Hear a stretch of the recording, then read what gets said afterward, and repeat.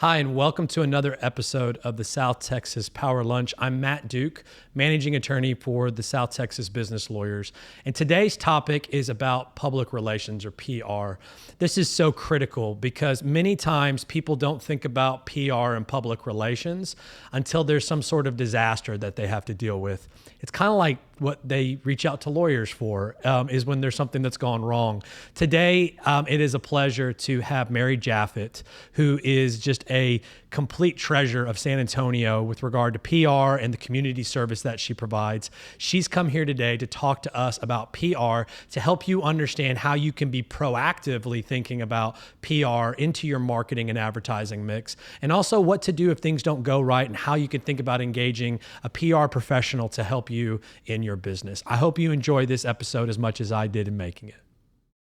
Thank you so much for coming on this podcast with us to talk about PR. Happy to do it. We've known each other for a very, very long time, and you are what I consider to be the leading expert for PR in this community. There are some wonderful people in this community doing I know, and we won't say the names, and they're great. Yeah. They've got great PR agencies and do all that great stuff, but you really are a master at what you do, which is so exciting to have you here to talk about it, so thank you again. My pleasure. So we're going to talk about PR, but we're not going to talk about marketing. So Right. I kind of wanted to set the stage for everybody about the difference, so that way everybody can understand, what really is PR, because it's something that is overlooked by business owners. They think it's one and the same. But can you help set the stage of the difference? Sure. Marketing is far more numeric, far more tangible. Right. And that's kind of a challenge for those of us in the public relations end of the business, because people want, if you press this, then this happens. What was my ROI? Exactly. It's a little less black and white, but it is measurable in the earned media space. So just kind of some definitions. Earned media is the media you earn. It's not your social media. It's not your owned media. It's not the advertising. It's not bought and paid for. It is the media that is generated about you and your business through stories that are written about you, and it can be across a multitude of platforms these days, but it is not something you bought. That there are some paid articles you can do, certainly, but that's not PR. That falls in the realm of marketing and advertising, which is more owned and controlled by your entity. The earned media is simply that. You earn the respect or the interest of a journalist who wants to cover you. So that's my bailiwick, is the media relations, earned media, communication strategy overall. So I work very closely with my clients' marketing teams. It works best if we're working together in an integrated fashion, because then we're all working toward the same company goals. And I need to know what their goals are so that I'm pitching stories and working on a communication strategy that supports the marketing side of things. I don't do marketing. I'm a solopreneur who has really carved out her niche, and I do what I do, and I like to think I do it well. I let other good folks do what they do and do very well. Right. But I partner with a lot of folks locally, regionally, nationally to accomplish our clients' goals. So when I was at Methodist, we had the piece of paper that was marketing and communications, right? Uh-huh. And you had the columns of what we paid for and the value, and then what we earned through stories. It was always fascinating to me, and sometimes CFOs would get in there and go, why are we even doing marketing? Look at all the value that we get from this earned media that, was relatively free. Why not just do more? Why do you have to really have a combination of both when looking at it? Well, I think the best strategies and best campaigns do include all of the above, because there are elements that you want to control. You really are trying to drive attendance. You're really trying to get your product out there, that sort of thing. You can control that. You sometimes have to be at it for a bit to earn the opportunity to have a story written about you. And while there is a lot more credibility in a third party writing about you, positioning you in a certain way, the easiest starting point is the marketing. It's your social media. It's those opportunities that you can control today. You can get that word out there. You got to, as we say, earn it on the other side. Yeah.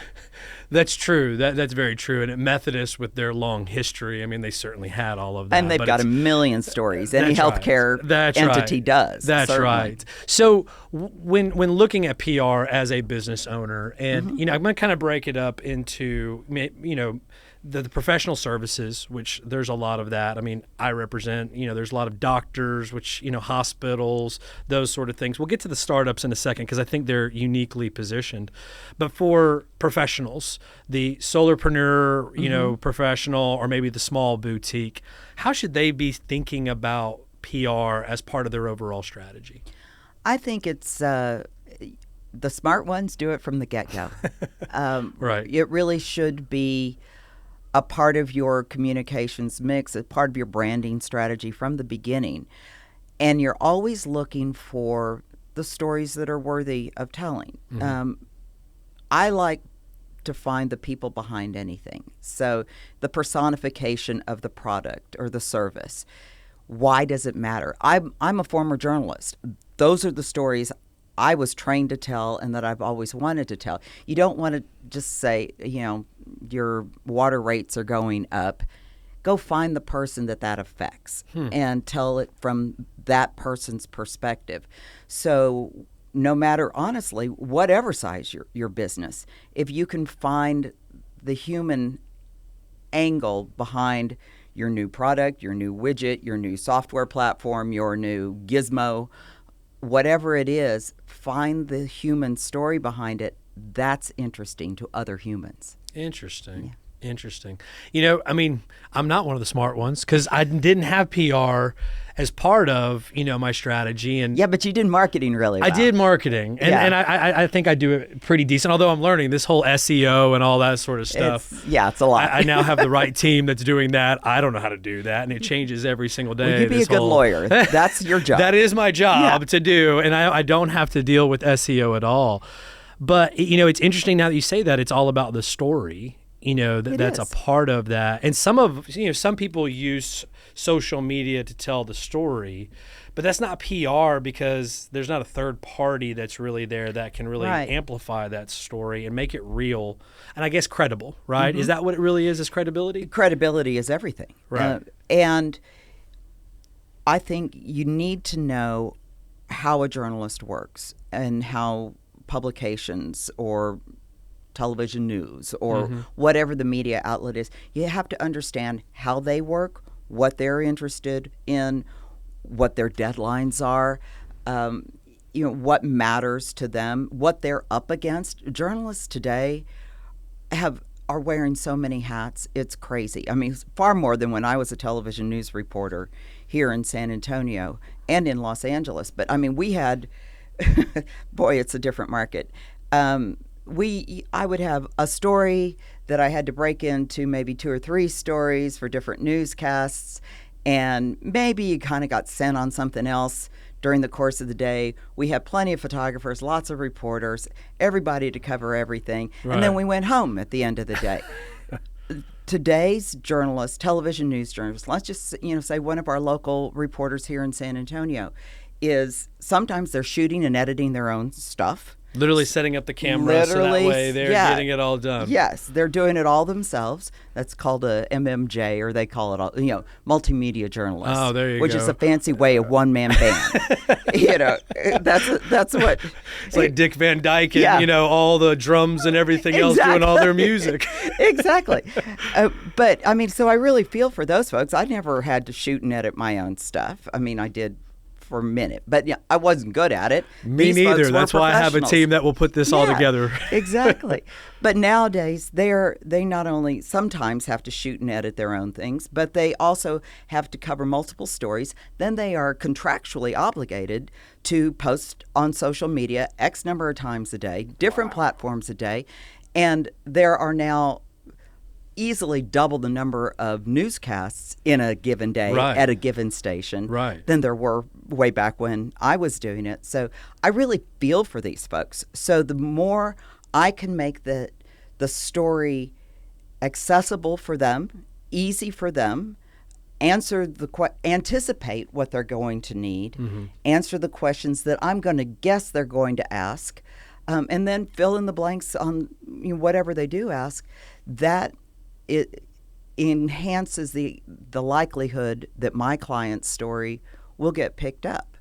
And also, I think it's really important for companies to realize from the get-go that there are ways to do it well and ways to do it.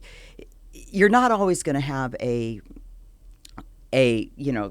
rainbows and sunshine kind of story out there. Sometimes they're going to be difficult stories.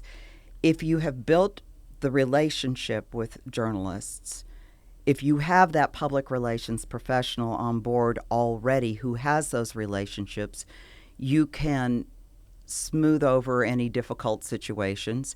You can work together to get it out, and you've got a competent advisor when it does get tough. So, and there are going to be tough stories. I mean, there are going to be bad things happen. Right. I mean, as the old adage in news is we don't talk about how many plans landed safely today. Right. So if it bleeds, it leads. There's that. There is that. That sadly hasn't gone away. Right. But I think it's just really important for companies and executives to recognize the value of public relations professionals and the value of having them on board early. Well, so that's interesting because lawyers, we always like to say, be proactive, right? Bring us in early.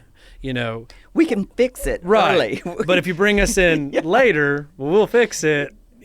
But it's going to cost you a whole lot more too, to do that. Yeah. PR, it is like that, right? Because if you're building out that relationship in the public through PR, when you do have some sort of crisis and crisis communication has to come on, it's not like you just ramped up and now we're doing PR. You're just now using that relationship you already have to turn the ship. I mean, hospitals and healthcare, unfortunately, things happen, right? We live through those, a lot of times, but because of the efforts we always made in the community, they weren't as challenging that they could have been if we were just silent all the time and had to react. Exactly. It takes a strategy. It really does. So try to get those good stories told so that when there might be that time of crisis, you do have a strong relationship. You've got somebody on your team who can bridge the gap, can have the conversations, understands how the media work,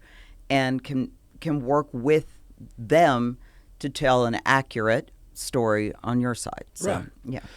I'm curious about when you talked about all the different, news pay-to-play type situations that are out there, which, again, I've seen in my past, companies I've worked with, they've used those.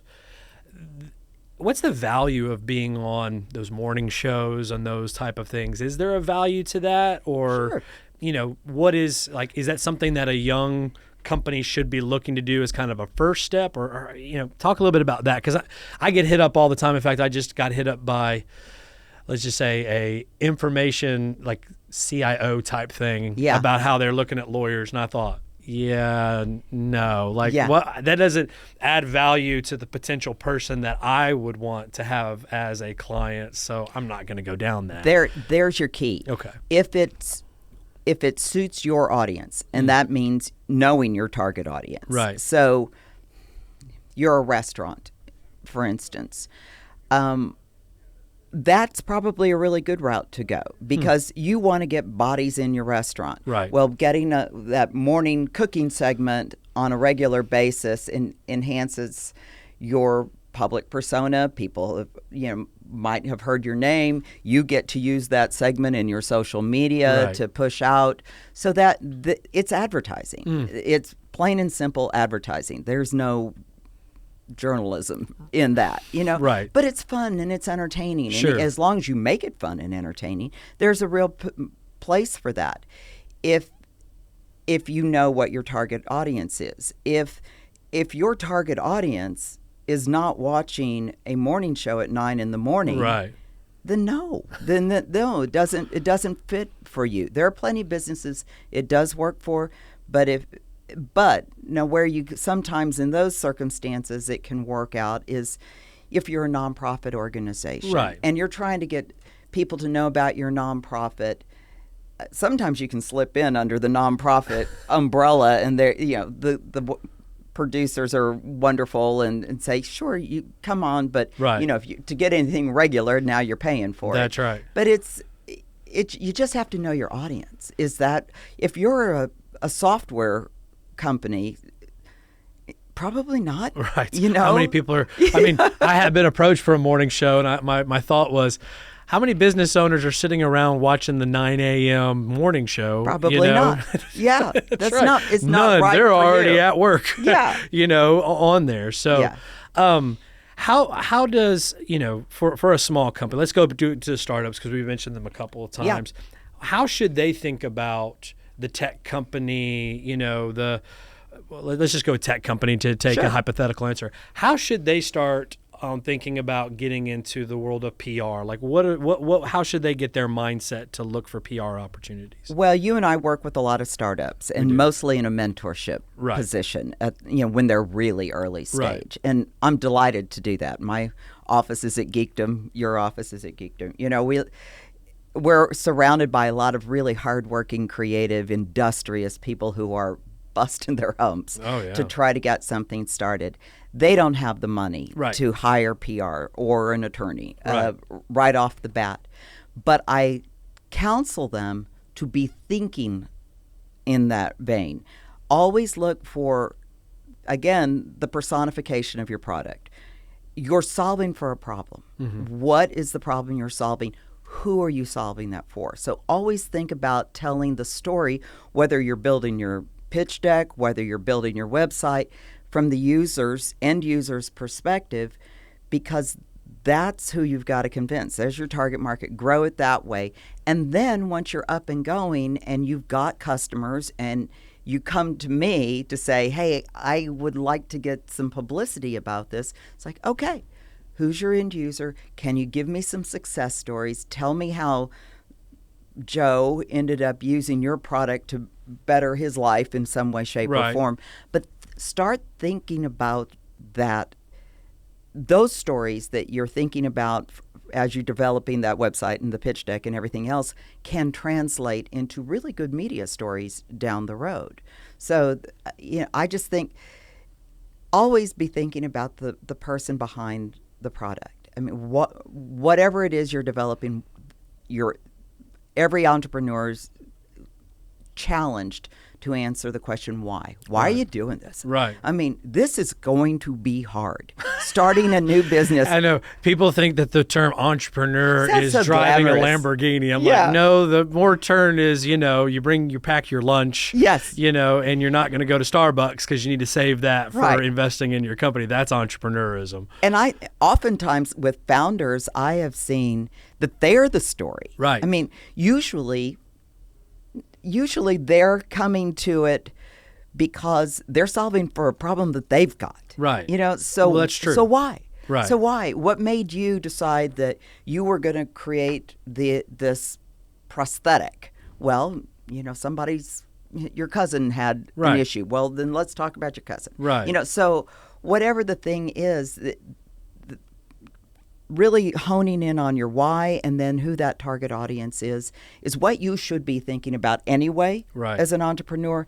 Those are the stories that I would want to tell for you as you grow and get a little traction and have something to say. Right. And it's the hook that a good journalist will want. It's like, well, Right. You better be able to answer the so what question. That's right. You and 50 gazillion other people have this new platform for.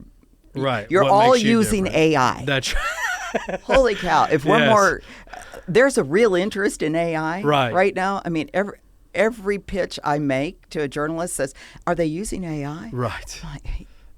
We've all been using AI for a very long time. We just didn't know it. That's right. But but if you are your product is, then tell me how it's different. Tell me why you created it. Tell me the person it's serving. Right. Tell me the problem it's solving. And then I can help create a pitch around that to get your story out there. Well, it's very interesting because I do a lot of pitch coaching and mentorship here as well. And the story of the why is important even just at the very, very beginning. Very beginning. Because cutting through to a potential investor, you have to connect with them, a third party. Sure. And again, AI. And there is that, okay, the technicality, the technical person will do. But from mostly what I see, it's when somebody has a story that they deliver in connection with a good product or a good service that is the one that is everybody's interested in, to that. Yeah. And so it's interesting that story, which is a struggle. I mean, I've been there. I've done the startup thing, and, I had to pay people to help me with a story because lawyers aren't very good at telling stories. We're good at writing documents and being very black and white. And my MBA comes out and it's very black and white. But that soft story is so important in so many different levels. It really is. And another area that I can work with startups on, they may not have a whole lot of traction on their particular startup, but if they're a subject matter expert in something, and I know that, I can often pitch them as that to a journalist. So they may not, they may be able to talk about their product that they're developing in the course of talking about a larger issue. Sure. But I know that Sally happens to be a whiz at whatever the thing is, and I've got enough strong relationships, I like to think, that have been cultivated but are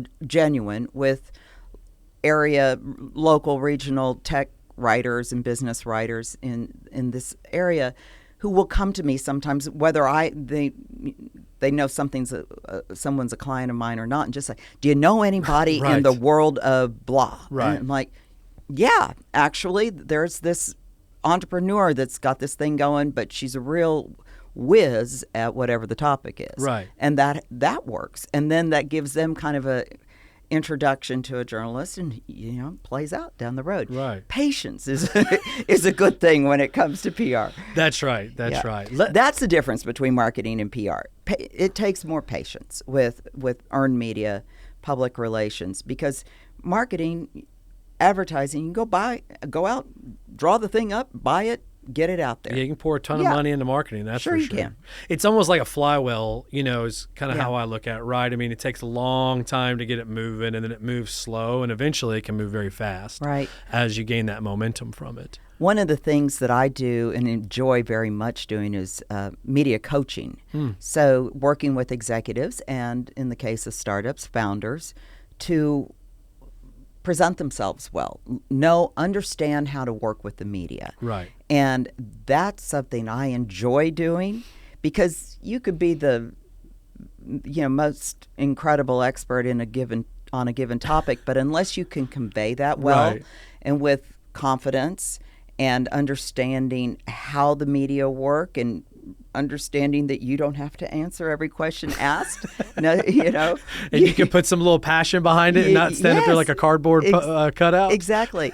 So it's really fun to work with founders and executives, get them to the point where they are comfortable speaking with the media, because unless you have some experience with it, it can be kind of terrifying. Somebody's sitting across from you with a microphone or a notepad, and they're taking down especially every if you're word. Getting grilled. Yeah, exactly. It's a skill set that you can develop. Right. Let me ask you about crisis communication, because again, that's where it comes in quite a lot, and I don't want to spend too much on it, but I'm sure it's the number one time that everybody thinks about PR, because marketing can't save you from a PR crisis that's out there. True. What's kind of the first things that someone should do if they have some sort of tragedy that appears to be getting into the media in a negative light? Like, what should they be thinking about at that point in time to kind of get the world to stop spinning so fast? Yeah. Darn, I should have hired that PR person. call the PR person and then call your attorney. Hey, the one you probably should have hired to not have that one. I got you. Exactly. Okay, but assuming that you're starting from scratch. Yeah, assuming that they just didn't do it. Really, just assessing the situation, trying to have a clear head and take a deep breath. You have to be factual. You do not have to respond just because someone's got a microphone in your face. You should be thoughtful, but you do need to respond. I mean, no response, we know how that looks, right? Yep. So I would say really gather your team quickly, find out what the facts are, acknowledge them if that's appropriate. But you really do need an expert counselor to come in and help you. And in my experience, it often is the attorney and the public relations person who work hand in hand about what are the facts, what can we say, what should we say. For God's sake, don't sweep it under the rug. Right. Don't deny it. Right.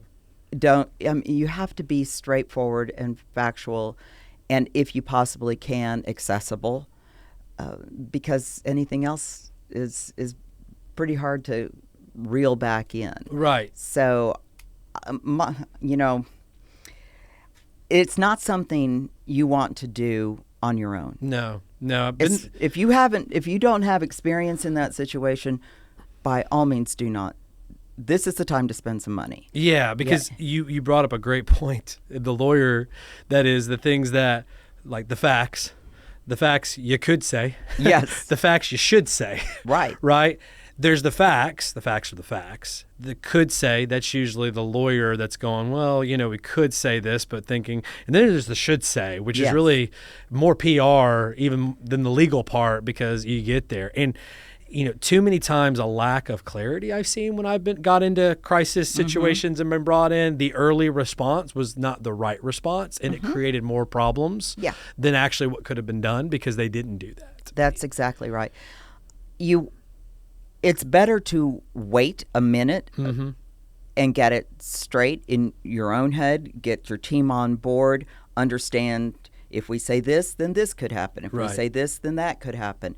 What are the facts? If God, something awful happened, what are you going to do about it?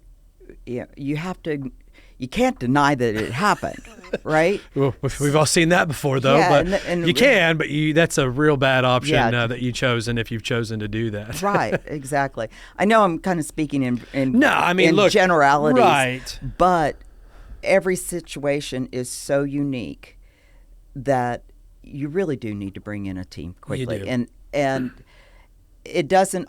And you can bring in people like you and me on a short-term basis. Right. It might be something that you need to have somebody on with you for the next 6 months. Right. Or you hire them on a retainer for, till you don't need them anymore. Right. But do bring somebody in, because you don't want to leave anything like that to chance. It's your personal reputation, it's your professional reputation, it's your company, it's your employees. The fallout can be way too significant. But the potential opportunity in a positive way, once you work through that, have done the right way. I've seen that many times. Yes. That in handled in the right way, on the backside of it, there's been a major bump in credibility because of the way somebody, whether it's handles respect gained through the public, right, in the way you handled it, respect with journalists, right, who appreciate being told the truth and being accessible.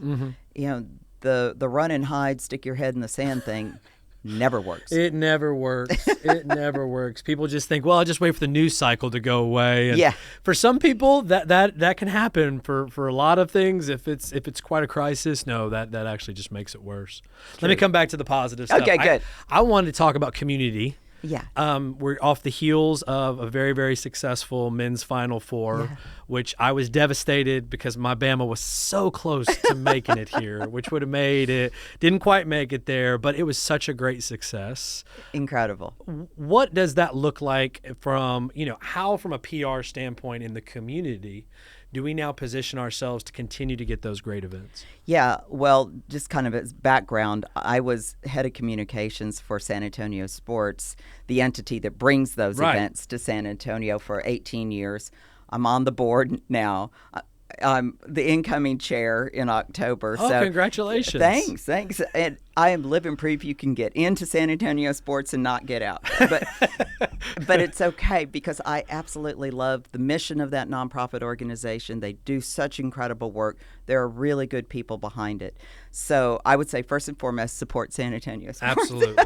But when we hosted the Final Four, this was our 5th men's. We've done 3 women's. Fifth? How many communities say that? One other, Indianapolis. I was going to say Indianapolis was going to be my guess if I got to guess. Yeah, and it goes back to Indy next year. Right. But it is such a winning event for the sport, certainly, collegiate basketball. It is even more so, I think, a winning sport for our community. Absolutely. It is. I mean, for one thing, we'll know the final numbers in a few weeks, but to generate $440 million in economic impact. It's huge. Not bad for 4 days. Yeah. We say 4 days, but it was we won the bid in 2018 for the 2025 men's Final Four. It was 7 years ago. I was telling somebody I thought it was like every 5 years you had to get into. Well, it's quite the. That was right off the heels of the women's Final Four, wasn't it? No, it was the men's Final Four we hosted in 18, and then a few weeks later we won the bid to host. Wow! Well, then 25. Here we go. Let's see history repeat itself. Well, yeah, and it's our best audition, and our team did a stellar job this year. I'm very, very proud to have been a part of it and to celebrate those folks who are behind it. My goodness, we had 14 people on our San Antonio local organizing committee, more than 2,500 volunteers. So that's the community impact. Right. We had a 3rd grade reading program that involved 27,000 kids in our community. There's a beautiful new facility, a gym and playground at Legacy.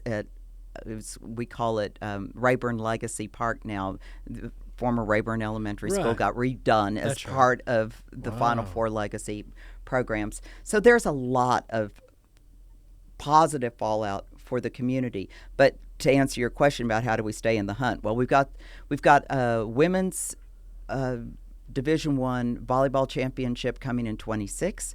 We have the women's Final Four back in 29. We will next be able to bid on a future men's Final Four in 26 or 7. They haven't really decided when the NCAA will roll that out, but that won't be for, I think it's 2031, 32. So everything's so far out. It feels so far out until you're doing it, and then it's like, wow, that was yesterday. But a lot of it has to do with the Alamo Dome staying up to competitive standards, and we're hearing a lot about Project Marvel now. So keep your ears open. That'll be a fascinating project to watch come to fruition, and so. But I think what I'm most proud of is the leadership in our community with Jenny Carnes leading San Antonio sports. Elena Wells did a great job on the LOC. The NCAA appreciates Pat Frost as chair of SALOC. They appreciate the longevity of leadership here. Right. It's consistent. They know when they pick up the phone, it's not going to be somebody they've never spoken with before. So we've got a great team.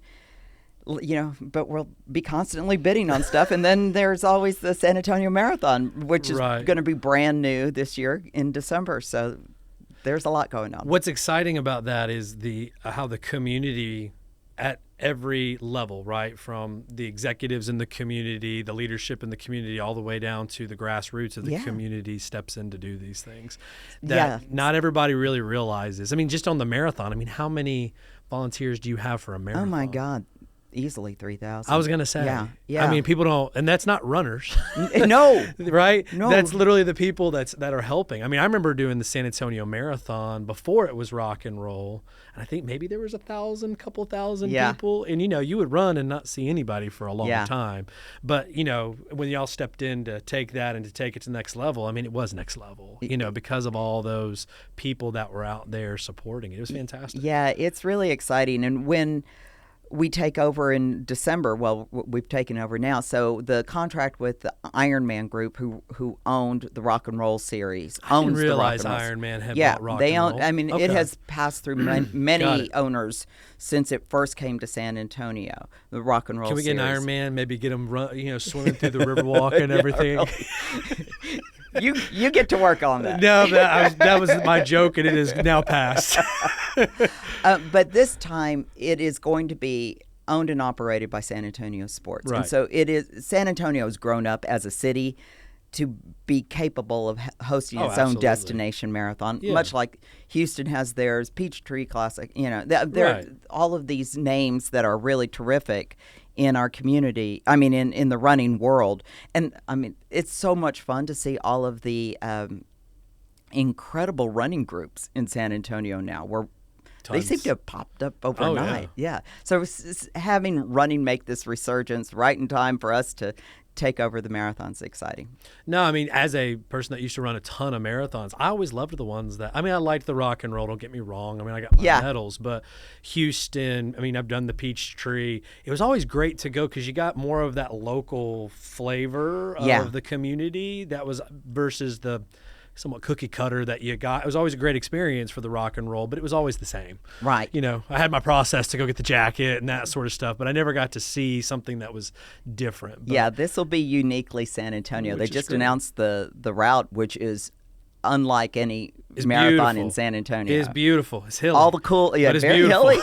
I know. You don't think of San Antonio being so hilly unless you're running it. You will know that it's hilly when you run that one, but it is absolutely gorgeous while you're running that, which is great. It'll be terrific. Well, Mary, thank you so much for coming here to talk about PR, and thanks for everything that you do for the community and with the San Antonio sports and here at Geekdom. You're just, again, I think you're a treasure, and so I'm just so excited that you came here and got to talk with us today. It is my absolute pleasure. Thank you so much. Well, I hope you enjoyed today's episode as much as I did. Having the right PR person or team with you, being proactively addressing your PR needs or how to address any sort of reputational risk is critical. Now, here at the South Texas Business Lawyers, it's an honor for us to be able to have this podcast as part of our mission to educate, support, and advise every business owner here in South Texas. We hope that you've enjoyed this podcast, and we look forward to seeing you in our next ones.